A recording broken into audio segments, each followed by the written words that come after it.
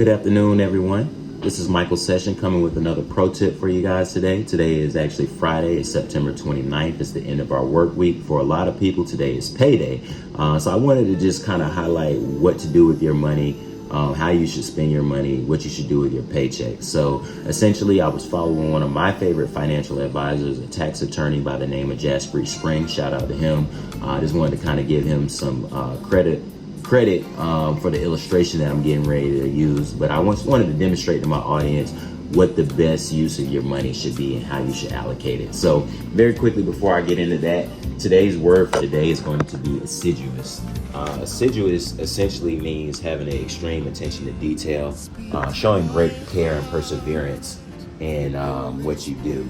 So assiduous, that's the word for today. I want all of you guys to be assiduous in your finance activities. So real quick, when you think about receiving your paycheck, we all get them. You want to have some sort of systemized spending going on, and you want to allocate that appropriately. I think that's extremely important when it comes down to reaching your financial goals. So I've heard of a lot of different methods. I use something called zero down budgeting, but basically I allocate every single dollar that I make down to zero, to where I know exactly what every dollar in my portfolio is doing. So essentially, when you get your paycheck, the way that you should allocate your money is it should be segregated into spending money, money for investing, and money for saving. When you look at these percentages, a good percentage for spending money is going to be 75%. This is the money that's going to be allocated towards your bills and towards your everyday living. When you look at investing, we want to allocate 15% of our income towards investments, and then we want to allocate another 10% of our income to bring us up to 100%. We want to allocate that towards saving. Now, one thing that I want to note to you guys is that saving money in itself, this will not make you wealthy. Inflation is real. And if you just simply put your money in a bank account earning 0% interest or 0.1% interest, which is what a lot of these banks do, inflation is going to eat away at your savings, and you will continuously lose purchasing power year after year after year. So that won't make you wealthy. So in order to become wealthy, you have to shift over here to having an investment mindset. That's the only way you're going to be able to keep up with and outpace inflation and ensure that you're reaching your savings goals. Now, a good savings goal to have is 3 to 12 months of living expenses saved up.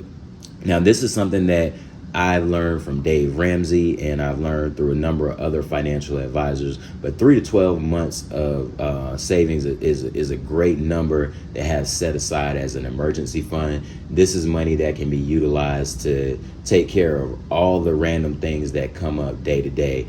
For instance, I just had to get my wife's vehicle fixed. It cost me almost $2,000. This is money that you would pull from your savings. Now, obviously, the more obligations that you have, when you start talking about having a wife and children and things like that, the number in terms of how much you want to save is going to be a little bit more. So when you start talking about having a whole family to take care of, you might want to be looking towards the 6 to 12 month range of savings. Obviously, we can kind of dive into that a little bit deeper, but just in general, this is a good rule of thumb right here. Now, once you reach your savings goal, what you want to do is you want to reallocate your money. So at that point, once you've reached your savings goal and you've hit that 3 to 12 months worth of living expenses saved up in your savings account, what you want to do now is shift this 10% over here. And so what you're going to do is you're going to continue to spend 75%. So we're not going to increase our lifestyles. But what we're going to do is we're going to now start investing 25% of our money. Now, this investment money, this is what's going to actually make you rich in life. This is going to be how you're going to outpace inflation. This is going to how you're going to grow your money and allow your dollars to work for you. Now, this money over here, this is the money that we spend to live. This is money that'll make you look rich, but essentially you're really just going to be product rich, if that makes any sense. Being product rich, it's an illusion. It's not real wealth.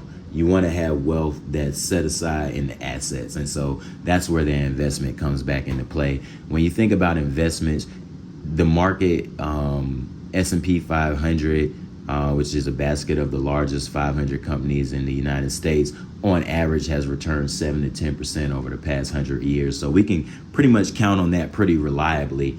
Now, the last thing that I wanted to put out there for you guys is credit card debt. Right now, the average credit card interest rate is anywhere between 18 to 22%. So if you have credit card debts out there, then you should not be investing. What you should be doing is allocating your money to get the consumer debt paid off first, because it's going to be very hard for your investments to outpace this interest rate right here. Anytime you invest, there's always risk involved. There's risk that your money could go up or down. And with that said, you don't have the means or the ability to withstand your investments going down if you have not taken care of this. So that's my financial advice for you guys today. Y'all take that for what you want. I'm out. Y'all make sure y'all follow me on TikTok is Money Millionaire 2020. On Instagram is Money Millionaire _Mike. Peace.